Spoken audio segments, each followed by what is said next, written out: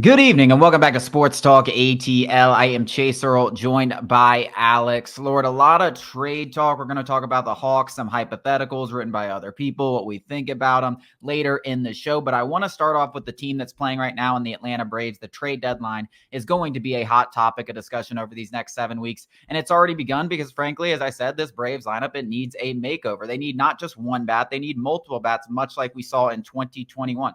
The issue with that is, listen, there's not going to be a lot of teams selling with the expanded playoffs. Not a lot of teams want to punt on the season, especially this early, but even closer to the trade deadline. I mean, you might have 10 teams. I mean, I think 20 teams right now are under 500. So yes, that sounds like a lot of teams are doing bad because they are doing bad, but that also means a lot of teams are still in the wild card race. So no one really feels like they're out of that except for the bottom teams, which mean prices are going to be high. And Alex Anthopoulos loves the value. And the Braves don't have a lot of top prospects outside of their very, very top guys, which they ain't going to give away for just chump change for a 1-year guy or a 2-year guy. They're going to want major pieces. I don't know if they're going to be able to get that, which brings me to question, will they actually consider trading one of their major league pieces? It's hard to say because Anthopoulos is placing emphasis on, the chemistry side of building this team. And plucking an all-star away from this team is definitely going to create ripples. It doesn't matter who it is. And no, I'm not talking about Orlando Arcia among the All-Stars. I'm talking about the Sean Murphys. No, don't trade Orlando. Yeah, Austin Riley, Matt Olson, Ozzie Albies, Michael Harris. Those All-Stars. That's who I'm talking about. And quite frankly, I don't know which one of those you could even make a case of trading, but the actual idea of it from your point of view is extremely valid. It's a fair question to ask that this lineup, this core has been ousted twice by our rivals in the Phillies after incredibly dominant regular seasons. And it hasn't been the pitching that has necessarily been the issue, at least the past two off seasons or postseasons, excuse me. So it's fair to wonder what needs to change. And when you have these guys locked into long-term deals, like you said, there's not much that can change other than moving those guys. I don't know if you could drum up one single guy, not a trade, just an idea. Name me one guy that makes sense moving. And obviously the deal has to make sense, but I'm just saying from the Braves point of view, because whether you say Sean Murphy, because you got Travis d'Arnaud to kind of be that primary catcher, well, they did just extend him. That doesn't make a whole lot of sense. Matt Olson, same thing. Austin Riley, richest contract in MLB history. Ozzie Albies is about the only guy in my mind that makes some semblance of a sense, but he feels like out of all of those guys, including Michael Harris, he's the guy that's least likely to be traded because he's the glue guy. He is the epicenter of the Braves culture way in the locker room. So that feels like you're ripping out the heart and soul of this team. I think it's a valid question to ask. I am asking you a difficult question of who could you even move where it might make sense? Sean Murphy, I guess? No, I mean, I wouldn't say Sean Murphy. Sean Murphy would be near the bottom of the list of the totem pole, but I agree. I mean, it's a difficult question because there are no clear answers. Sean Murphy, I think, because Travis d'Arnaud is not a long-term piece, and catchers are so hard to find, especially good catchers, especially good defensive catchers, which the Braves place such a huge emphasis on. I don't think there's any way. Plus, they just made that move. Right. I mean, I am looking at a guy like Ozzie Albies as one of those guys. I understand what you're saying about the glue guy, but you know what? I'm sure I know all these guys love each other and they love coming to work, but at the end of the day, you got to produce results. And this lineup has failed twice in the postseason. And just look at where the direction, if you're just looking at a straight, where everything's heading, it's been oh, you got dominated by the Phillies twice in the postseason. Now you're getting dominated in the regular season. And by the way, guys, the Phillies are just getting better. They have good prospects coming up and they've had guys that have developed this year, which is the reason why they're experiencing this surge. You're kind of seeing a changing of the guard here. And you can just say, oh, it's dumb luck. But when we're talking about 3 years here, it's not just dumb luck anymore. And now you got a team just running away with the division right in front of your very eyes. And you can just say, oh, I mean, like I said, you can call it dumb luck. But I think we've gotten to the point where it's not just dumb luck. And I agree with you. It obviously has to be some sort of crazy deal. It's going to be having a swapping of stars or something like that. I don't think Michael Harris should be off the table. Like, if someone loves Michael Harris, and maybe Alex Anthopoulos is a little hesitant on who is Michael Harris, the guy from the last 2 years, or is he somewhere in between, or like, who is Michael Harris, right? Is he a guy that could be an MVP candidate, or is he a guy who's in between this year and last year, which is a good player, but it's not a great player? But if a team will come in and pay it and give you a huge haul for him, a great player haul for him, those are the things I think you have to consider. But I agree, there's no like easy answer. It will depend who comes calling. And if they offer up this king's ransom for one of these guys, I think these are things that have to be considered. Now, if I had to go out on a limb, I would say there may be a 5 or 10% chance this happens at this trade deadline. But I think we are getting to the point where this group has some serious questions about what they can do together as a unit. And you locked all these guys into long-term contracts, which does make it difficult to upgrade. So yeah, I mean, it's not an easy situation to navigate. It's one that Alex Anthopoulos, and it's one that sometimes people warned you about when you lock all these guys into long-term contracts. If it doesn't work out, what are you left doing? Now, I'm not ready to say it hasn't worked out yet because we're still early. There's obviously been injuries. We're early in this season. This team won 104 games last year. But just looking at where things are trending between the Braves and the Phillies, I think you got to start asking serious questions about this group. Yeah, I think they're all fair questions. It's just incredibly difficult to foresee something like that coming to fruition.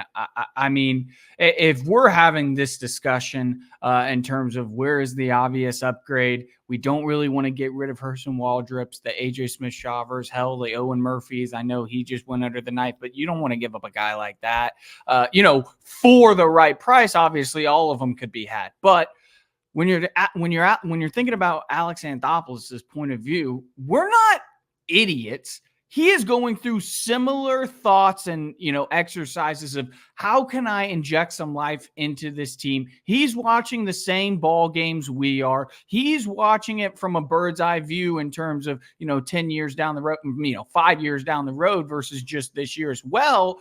But he's still watching the same game. He might be smarter than us, but we're not idiots. He's watching it, and he might be having just as difficult of a time kind of drumming up ideas how to inject some life into this team. And quite frankly, there is no obvious answer. And Braves fans on social media might declare, this guy's the answer, this guy's the answer. Well, how do we get there? That's Alex Anthopoulos' job. And generally speaking, how you get to your trade idea is not feasible for the Atlanta Braves or Alex Anthopoulos. So not only are you trying to inject life, but you're also trying to maintain, a healthy pipeline to the major league team. You're trying to look outwards 5 years while maximizing this year's potential. It's a difficult job. And quite frankly, he's going to have to pull out some of his best stuff at this trade deadline, unless, of course, he is very willing to part ways with our top prospects in those arms.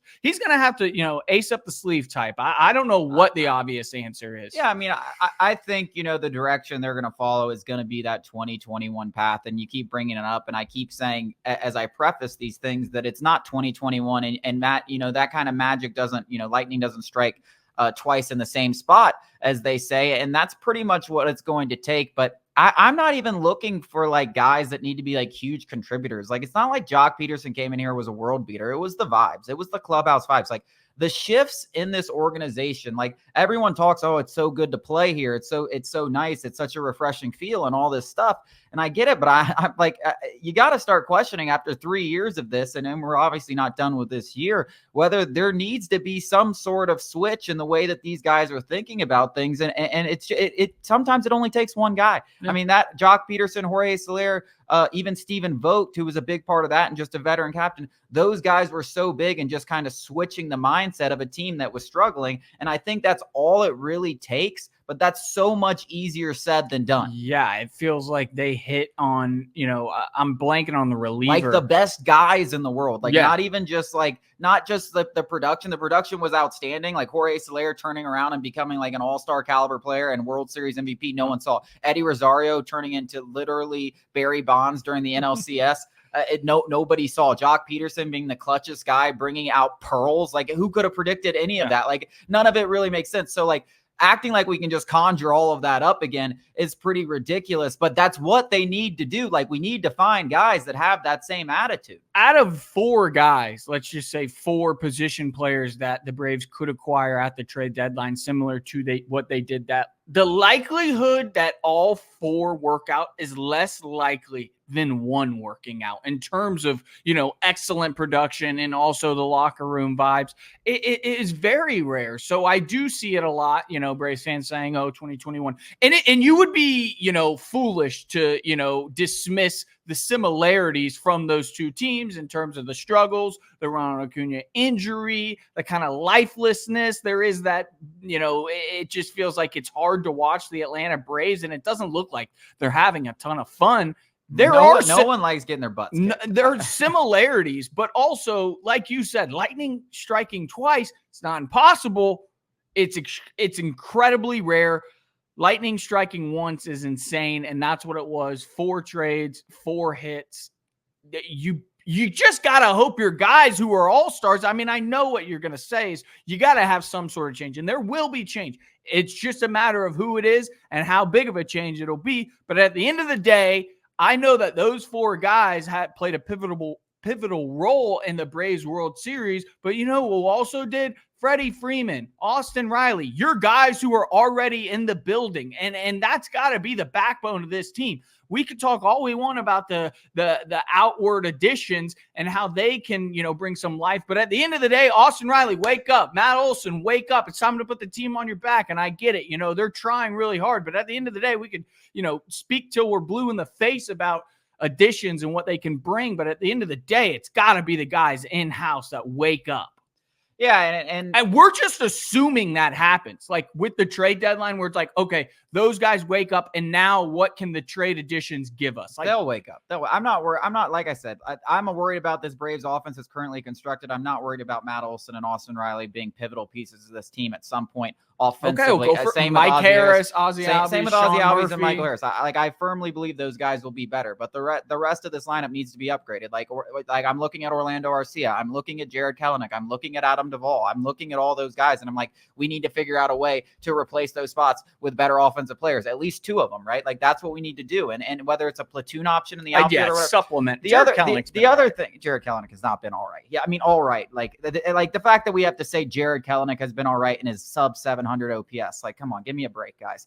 The other thing you do have to recognize is the fact that Alex Anthopoulos has to balance between now and the future. And the fact of the matter is your best shot to win a World Series in this window is not going to be when you don't have Ronald Acuna and Spencer Strider. So going out there and making a blockbuster win now move doesn't make a lot of sense to do this year when you don't have 2 of your best players. The goal is to get there and win the crapshoot and just give your team the best shot with kind of minimal moves, like 1 or 2 year guys, which is what I'm expecting. But if this doesn't work out this year, which it doesn't look great right now, you really have to, after this season, start thinking about those big players and maybe shaking this thing up. And it's funny because Jeff Schultz said this after last season and everyone kind of laughed at him, myself included. But now I'm sitting here kind of spewing the same thing he's saying. And I'm like, dude, there's something with this core group that I'm just not feeling maybe capable of winning a championship. Doesn't matter how talented they are, because I'm looking at a core group that might not be as talented in the Philadelphia Phillies, and they seem to have it up here way better than everybody in Atlanta does. Yeah, I think going back to the blockbuster edition, you can practically rule it out 100% if it doesn't also benefit years to come. Like the cost to acquire a blockbuster type target is never going to come to fruition for Alex Anthopoulos in terms of value, unless it also he sees the value in it past 2024. So I do think that's a big deal. Yeah. It will not just be a one year thing. It'd have to be a guy with 3-4 years, a huge blockbuster deal that nobody probably sees coming.